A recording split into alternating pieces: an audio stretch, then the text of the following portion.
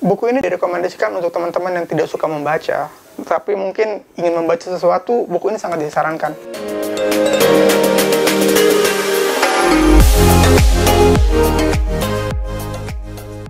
Halo, saya dengan Willy. Hari ini saya akan mereview sebuah buku yang berjudul Sebuah Seni untuk Bersikap Bodo Amat. Jadi buku ini termasuk salah satu buku paling laris di dunia, dan bahkan di Indonesia juga termasuk paling laris. Pada tahun 2018, buku ini telah dicetak sebanyak 8 kali dalam setahun. Kira-kira apa yang menyebabkan buku ini begitu diminati? Mari kita lihat. Penulisnya ini adalah seorang bernama Mark Manson. Dia merupakan seorang profesional blogger, di mana blognya itu bernama markmanson.net. Jadi blog ini merupakan blog yang sangat laku. Bahkan sebelum buku ini ditulis pada tahun 2016, pengunjung dari blognya itu telah mencapai 2 juta viewer per bulan. Ini merupakan buku pertamanya.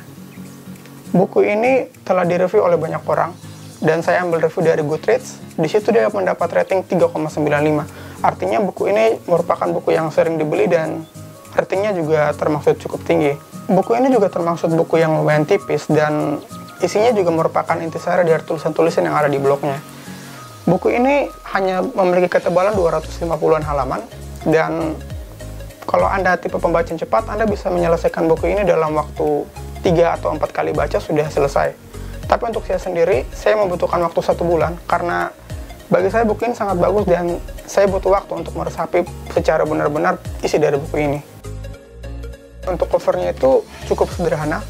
Covernya itu warna orange yang cukup eye-catchy dengan huruf yang besar dan juga tulisan Mark Manson di bawahnya. Kalau kita lihat, ini merupakan ciri khas dari desain-desain bukunya Mark Manson. Seperti ini, buku keduanya juga sama, warna yang eye-catchy dan juga tulisan yang besar dengan tulisan nama penulis di bawah. Untuk isinya, buku ini termasuk buku yang unik. Dia tidak seperti buku self-help lainnya yang menekankan pada sikap positif kita, tapi justru buku ini dia meminta kita untuk menekankan pada hal-hal negatif yang kita miliki dalam hidup kita. Tentang kegagalan kita, bagaimana cara menerima diri kita apa adanya, bagaimana cara bersikap bodoh amat terhadap hal yang tidak penting. Hal itu bisa dilihat dari judul babnya. Kalau kita lihat di sini, banyak bab yang judulnya itu cukup aneh. Tidak seperti buku pada umumnya. Seperti jangan berusaha, Anda tidak istimewa, lalu arti dari pengorbanan, arti dari penderitaan. Jadi buku ini merupakan buku yang lebih ke arah buku praktis dibanding buku teori. Jadi jika Anda berharap menemukan quote-quote kata penguatan, Anda tidak akan menemukannya dalam buku ini. Dan untuk bahasanya, buku ini merupakan buku yang sangat mudah dimengerti oleh siapapun.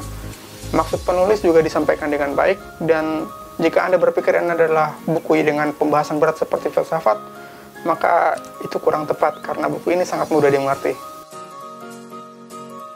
Saya memiliki beberapa teman yang telah selesai membaca buku ini, dan responnya pun bermacam-macam. Ada yang mengatakan bahwa buku ini sangat bagus dan dia bisa merubah hidup mereka itu sedikit lebih baik. Namun ada juga yang sama sekali tidak relate dengan buku ini, sama sekali tidak cocok. Biasanya orang-orang yang tidak cocok membaca buku ini adalah orang yang terlalu peduli apa kata orang yang terlalu bergantung pada pendapat orang dan keputusan orang lain. Tapi menurut saya justru orang seperti ini yang cocok membaca buku ini. Saya sendiri termasuk orang yang cuek, tapi untuk mengamalkan sepenuhnya isi dalam buku ini agak sedikit sulit untuk saya. Karena bagaimanapun juga, pasti kita akan sedikit peduli tentang pandangan orang lain, pendapat orang lain, dan hal-hal yang tidak penting. Tapi setidaknya kita bisa mendapat insight bahwa hal itu tidak esensial untuk kita pedulikan. Buku ini juga memiliki banyak kata-kata kasar di dalamnya. Banyak juga kata-kata makian. Tapi justru kata-kata kasar itu yang membuat idenya itu lebih tertancap. Selain itu juga banyak istilah-istilah yang kurang dapat dimengerti oleh orang Indonesia mungkin. Karena di dalam buku ini juga terdapat banyak acara film atau beberapa istilah yang kalau diterjemahkan ke Indonesia itu tidak ada padanannya atau tidak cocok. Tapi di sini ada keterangan dari penerjemah dan itu sangat membantu. Bahkan tidak perlu lagi untuk kita mencari sendiri apa arti dari kata-kata tersebut. Buku ini cocok dibaca oleh semua umur, tapi akan lebih cocok jika dibaca oleh orang yang berusia dewasa muda. Karena ini adalah masa-masa di mana kita mulai meniti karir dan kita mulai memilih prioritas mana yang harus kita prioritaskan. Namun, buku ini tidak cocok untuk anak-anak. Karena apa? Karena tadi, di sana banyak kata-kata kasar dan juga banyak pembahasan yang lebih cocok ke dewasa muda. Untuk dunia anak-anak sepertinya kurang tersentuh. Selain itu, orang yang cocok berikutnya adalah orang-orang yang suka membaca buku self-improvement. Jika Anda adalah tipe orang yang tidak suka membaca sesuatu yang bertele-tele, jika Anda sudah bosan dengan kata-kata positif yang toksik dari motivator-motivator yang tidak jelas, ataupun Anda juga tidak memiliki hobi baca, tapi Anda kepingin membaca, buku ini merupakan buku yang sangat disarankan, karena sangat ringan dan tidak membuang banyak waktu, karena sedikit tapi sangat padat materinya. Oke, jadi saya akan mencoba meng-overview isi dari video ini. Yang pertama, buku ini merupakan buku yang mudah dimengerti, karena bahasanya itu sangat ringan, dan juga banyak cerita-cerita unik di dalamnya. Selain itu, buku ini juga out of the box, jadi kalau teman-teman biasa membaca buku yang positif, tapi buku tersebut tidak cocok dengan Anda, mungkin buku ini bisa menjadi alternatif untuk teman-teman baca. Buku ini juga merupakan buku yang praktis, jadi tidak perlu banyak kata, tidak butuh banyak quotes, tapi ketika Anda menerapkan, itu sangat bisa membantu hidup Anda. Buku ini juga direkomendasikan untuk teman-teman yang tidak suka membaca, tapi mungkin ingin membaca sesuatu, buku ini sangat disarankan. Karena setidaknya saya yakin hidup Anda akan berubah juga, meskipun sedikit ketika selesai membaca buku ini.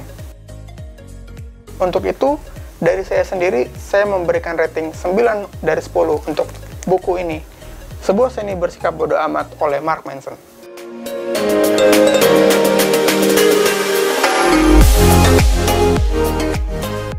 Jadi, itu adalah review dari saya. Kira-kira mungkin ada buku apa yang teman-teman ingin saya review? Mungkin boleh komen di bawah. Terima kasih.